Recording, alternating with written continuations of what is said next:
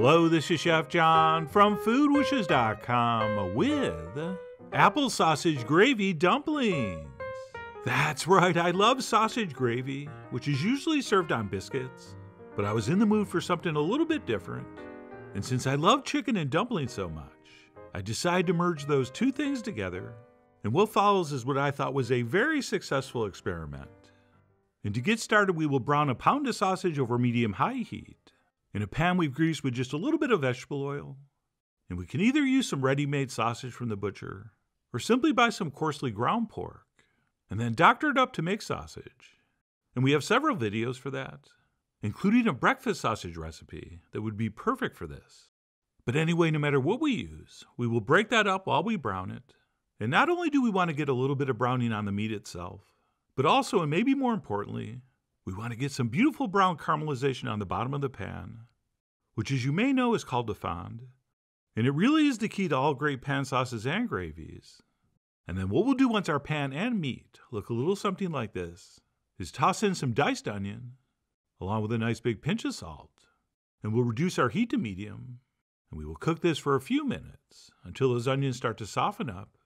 And yes, you guessed it, start to turn translucent. And once I felt like that had happened, I switched to a spoon, and I tossed in a couple tablespoons of butter. Since we are just about to add some flour to make a roux, and for that we do need a certain amount of fat. So we will stir that in, and then transfer in our flour, and also put back any pieces of onion that try to escape. And then to make a roux, all we have to do is cook this stirring for a few minutes, just to basically take the raw edge off the flour. And as you do this, you'll notice the flour is going to want to stick to the bottom of the pan, which is exactly what we want to happen. And that's it. Once we've cooked our flour, which is now officially a roux, for a few minutes, we will transfer in one large diced apple that, yes, I did peel, but you don't have to. And we'll stir that in and cook this for a few minutes. And if you're keeping score at home, I'm using a Honeycrisp, but any apple will work, except maybe for Golden Delicious. I just don't like those. But anyway, no matter what you use, once we've stirred those around in all this goodness for about a minute, we can go ahead and deglaze the pan with some chicken broth. And if this is your first gravy video, all we mean by deglaze is pouring in some kind of liquid that basically dissolves all that goodness from the bottom of the pan.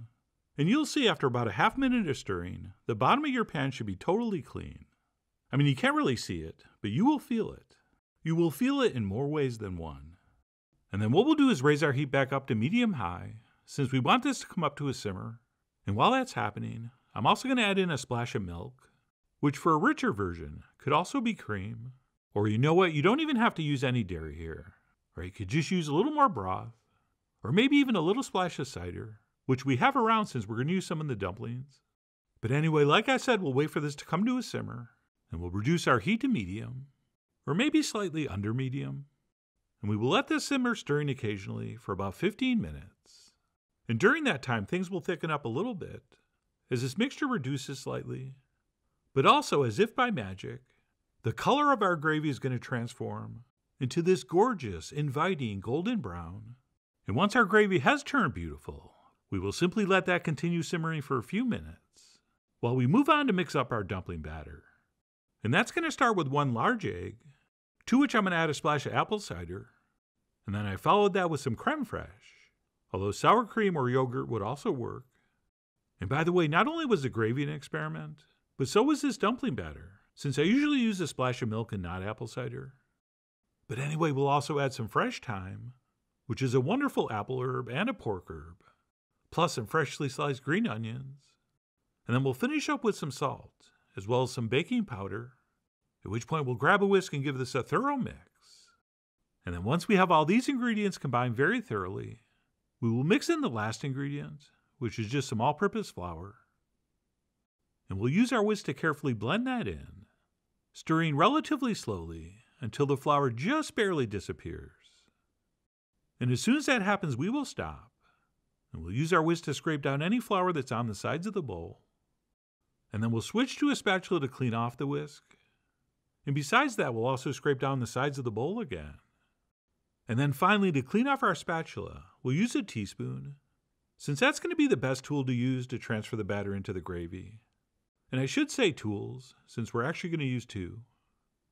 And what we'll do is head back to our still simmering gravy, and we will give that a stir and a taste. And mostly we're checking for salt content.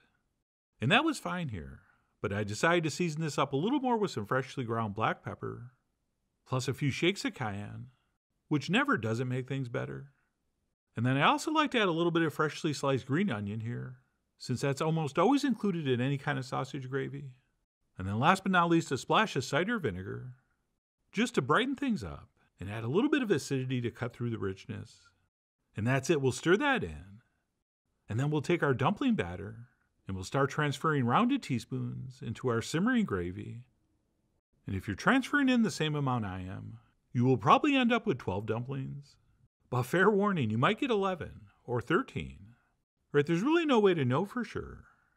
And of course, if you want to make them a little bigger and get fewer of them, that's up to you. I mean, you are after all the king of how big to make your dumpling. But as you're about to see, I think a rounded teaspoon gives us the perfect size. And that's it. Once our gravy's been battered, we will place our heat on medium, and we will cover this tightly, and then we'll let this cook for about 5 to 6 minutes with absolutely no peeking or stirring. Oh yeah, you heard me, no peeking, which is why a glass cover is highly recommended, because if you can't see through yours, you're probably definitely going to peek. But don't, just wait 5 or 6 minutes, and then we can uncover it to reveal our beautiful, fully puffed, relatively firm, very buoyant dumplings, which if we test with a wooden skewer, should come out clean. And that's it, we can go ahead and pull that off the heat, and pretty much serve immediately. Although I couldn't help myself and dusted the tops with some more cayenne, just to warm things up, with both taste and appearance. And then I finished up with a few more freshly sliced green onions.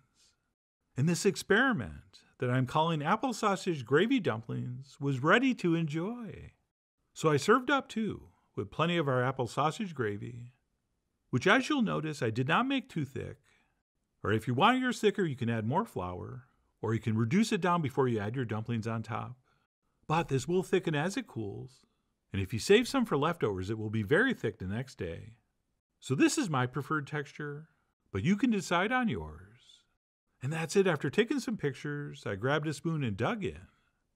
And that, my friends, for a first attempt, I was extremely happy with how this came out. And I really thought the balance between the savoriness and the subtle sweetness from the apple was perfect. Although next time, just for fun, I might use a little bit of apple cider in place of some of the chicken broth, just for a touch more sweetness and a little more apple flavor. And yes, adding that little bit of cider into the dumpling batter worked very nicely. And these pretty much had the exact same texture as my usual dumplings that I normally enjoy with a stewed chicken gravy. But if there's one thing I've learned about dumplings over the years, they are pretty much perfect with any kind of gravy, whether that's chicken or beef or braised pork, or even a completely vegetarian mushroom gravy.